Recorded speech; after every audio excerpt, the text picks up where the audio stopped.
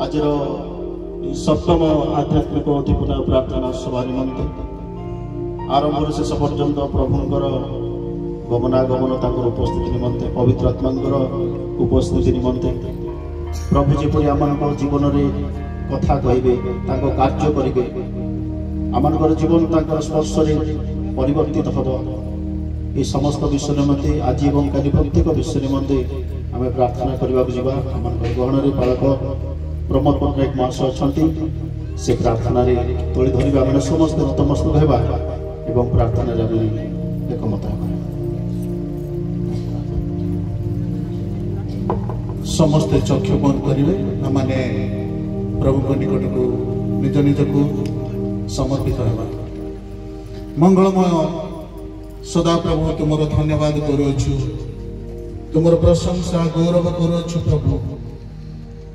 तुम्हें दयामय प्रेममय क्षमा बोली आम तुमर स्तुति वंदना करुछु पिता अनेक दिन अनेक वर्ष प्रभु आमने चिंता करी ए क्षुद्र मंडली मध्य एक उद्दीपना आसवा प्रभु आमने प्रार्थना रे तुम निकट को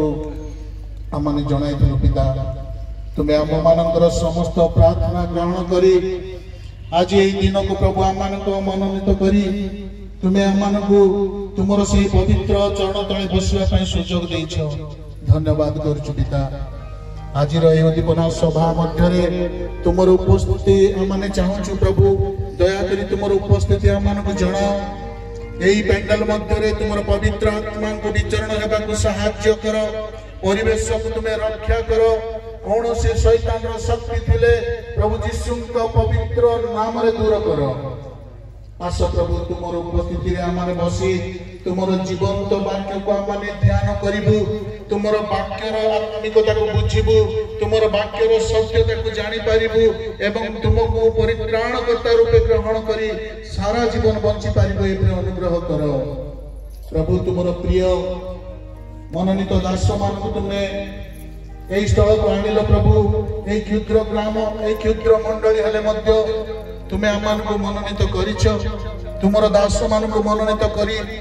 आज तुमर जीवंत वाक्य शुणिया पे आम को सुजोग दौछ से धन्यवाद करुछु प्रभु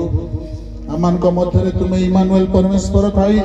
आज समस्त कार्य तुम्हें ही तुलाई नियो यही समय को तुमर निज नियंत्रण रे रख ओ प्रभु आरंभ शेष पर्यंत तुमर उपस्थिति रे आमान को साहाय्य कर